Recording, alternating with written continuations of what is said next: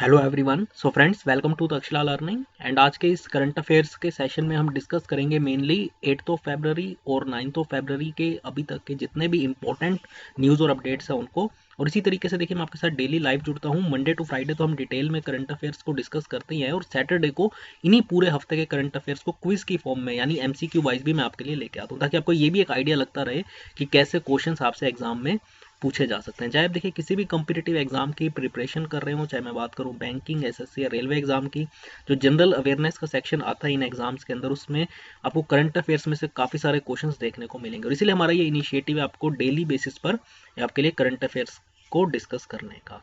तो आपको क्या करना है, इसके लिए सिंपली हमारे इस यूट्यूब चैनल को सब्सक्राइब करना है और साथ ही साथ नोटिफिकेशन बेल भी प्रेस कर देंगे। तो इसके अलावा भी आपको क्वांट, रीजनिंग, इंग्लिश और जनरल अवेयरनेस सब्जेक्ट पर वीडियोस लगातार बेसिस पर यहाँ पर इस प्लेटफॉर्म पर मिलती रहेंगी। ठीक है, तो चलिए स्टार्ट करते हैं आज के इस शो को।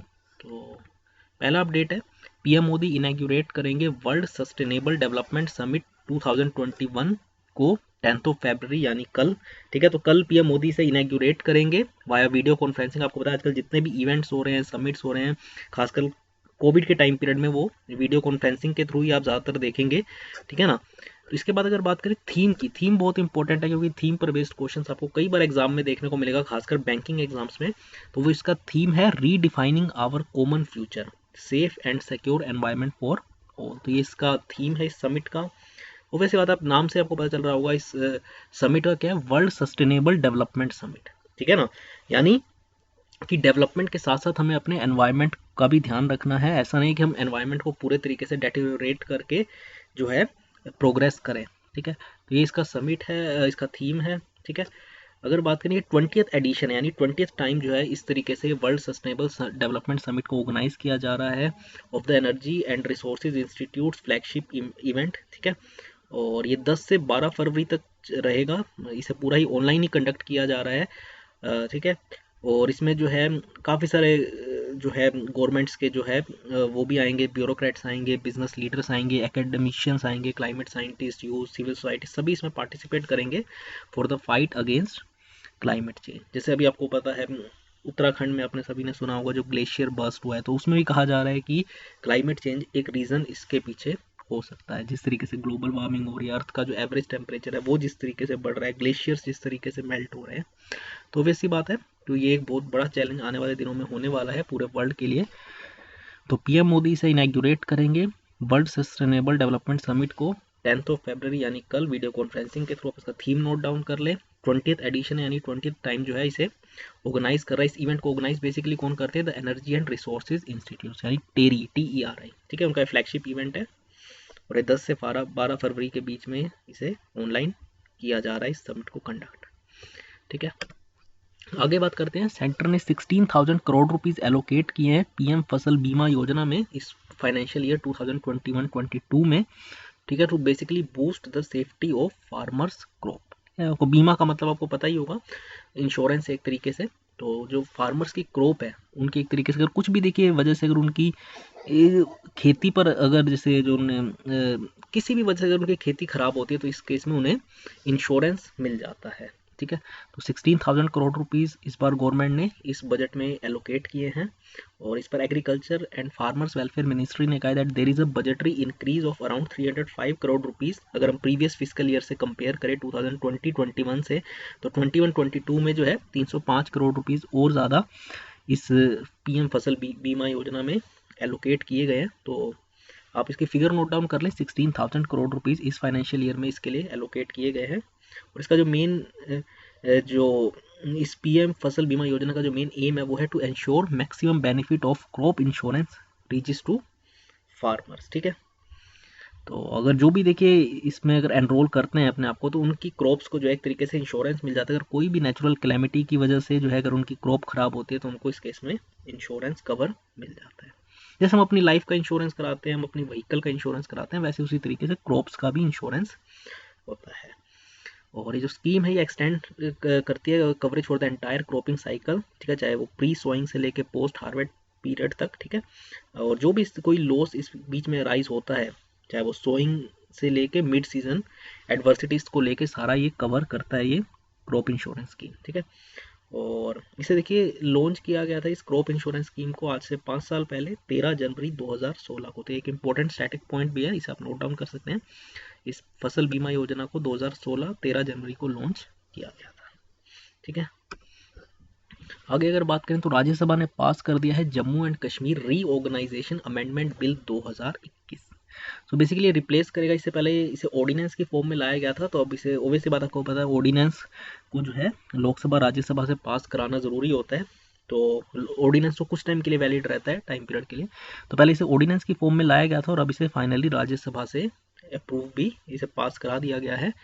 इसका बेसिकली क्या काम है, इस बिल के थ्रू क्या होगा, बेसिकली जो जम्मू एंड कश्मीर काडर है, जो आईएएस जहाँ पे जो वहाँ पे काम करते हैं, आईपीएस आईएफएस, वो जो है एक तरीके से उसे मर्ज किया गया है विद अरुणाचल प्रदेश, गोवा, मिजोरम और यूनियन टेरिटरी कैडर, जिसे हम अगमुत कैडर भी कहते हैं, AGMUT।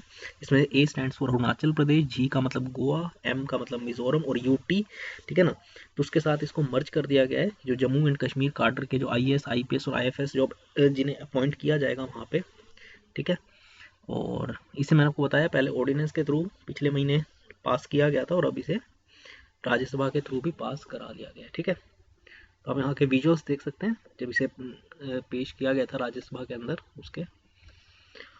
आगे अगर बात करें तो आरबीआई ने रिलीज करा है एनुअल रिपोर्ट ओम्बड्समैन स्कीम 2019-20 की। ठीक है, 2019-20 पीरियड के लिए आरबीआई ने एनुअल रिपोर्ट पब्लिश की है, रिलीज की है ओम्बड्समैन स्कीम की। ठीक है, और देखा गया इसमें बेसिकली कि 65% का इंक्रीज हुआ है in the receipt of complaints, out of which almost 92% have been disposed of. यानी पहले के कंपैरिजन में, क्योंकि आपको पता है अब ओम्बड्समैन स्कीम का जो परव्यू है उसे बढ़ाया गया है। पहले सिर्फ ये बैंकिंग सेक्टर के लिए था, अब इसे एनबीएफसीज के लिए भी फिर बढ़ाया गया। जो डिजिटल ट्रांजैक्शंस हम करते हैं, ठीक है ना, उसको भी इसके अंदर इंक्लूड किया गया है।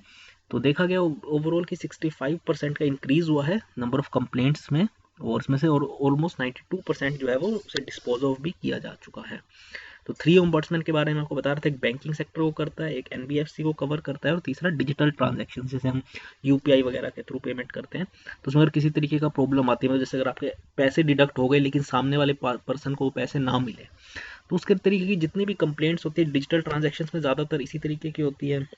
बैंकिंग में ज़्यादातर आप देखेंगे जो बैंकिंग में जो ओम्बड्समैन है वो ज़्यादातर एटीएम डेबिट कार्ड के, जैसे अगर आपके पैसे डिडक्ट हो जाए लेकिन फॉर एग्जांपल जैसे अपने एटीएम से पैसे निकालने गए, आपके पैसे तो डिडक्ट हो गए लेकिन एटीएम से पैसे नहीं निकले, तो इस तरीके की कंप्लेंट्स आपको बैंकिंग ओम्बड्समैन के अंदर ज़्यादातर देखने को मिलती है। आप इसका एग्जैक्ट फिगर भी चाहे तो नोट डाउन कर सकते हैं।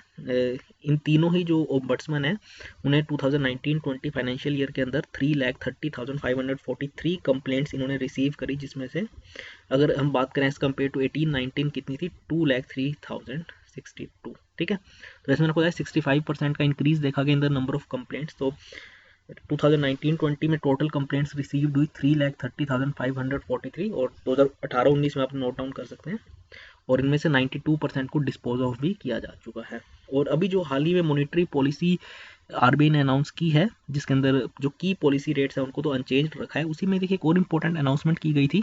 ये ओम्बड्समैन स्कीम जो है, जो अभी तक 3 ओम्बड्समैन है, अब इनको मर्ज किया जाएगा, यानी banking, non banking financial company के लिए एनबीएफसी वाला, और डिजिटल ट्रांजैक्शन से जो 3 ओम्बड्समैन इनको मर्ज करके जो है as a single entity launch किया जाएगा इस साल जून में।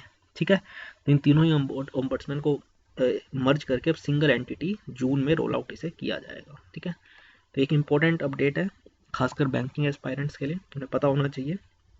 और आखिरी आज का अपडेट है हमारा, ईशांत शर्मा तीसरे भारतीय पेसर बन चुके हैं, यानी फास्ट बॉल करने वाले, जिन्होंने 300 विकेट्स लिए टेस्ट क्रिकेट में। सिर्फ टेस्ट क्रिकेट में उन्होंने 300 विकेट्स लिए हैं, तो एक इंपॉर्टेंट है खासकर क्योंकि इस पर बेस्ड क्वेश्चन भी आ जाता है।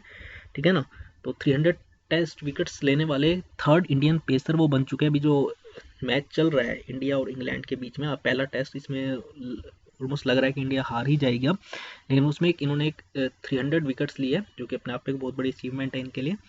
ठीक है, और इन्होंने डैन लॉरेंस की विकेट ली थी ऑन द 4th डे, यानी कल, ठीक है, of the ongoing India versus England test में, जो कि आज खत्म होगा, 5th डे है। ठीक है, ये चेन्नई में हो रहा है, और ये ईशांत शर्मा का 98th टेस्ट मैच है। तो एक और इम्पोर्टेंट अगर जो है ये फीट अचीव करेंगे जब ये 100 टेस्ट मैच भी अभी कुछ दिनों में ही मोस्ट प्रोबेबली खेलेंगे। ठीक है, और इससे पहले जो 2 इंडियन पेसर्स जिन्होंने इस फीट को अचीव किया हुआ है, यानी 300 विकेट्स को, वो है कपिल देव और जाहिर खान। ठीक है, तो फास्ट अगर पेसर में बात करें तो ये तीसरे है, लेकिन अगर हम स्पिनर्स को भी इंक्लूड कर ले इसमें तो वो 6th इंडियन बॉलर है जिन्होंने 300 टेस्ट विकेट्स लिए। अगर हम स्पिनर्स को भी इंक्लूड करें तो उसमें कौन कौन है, कपिल देव, जहीर खान तो है ही है क्योंकि वो तो फास्ट बॉलर है। इसके अलावा अनिल कुंबले स्पिनर है, आपको पता है, हरभजन सिंह और रविचंद्रन अश्विन।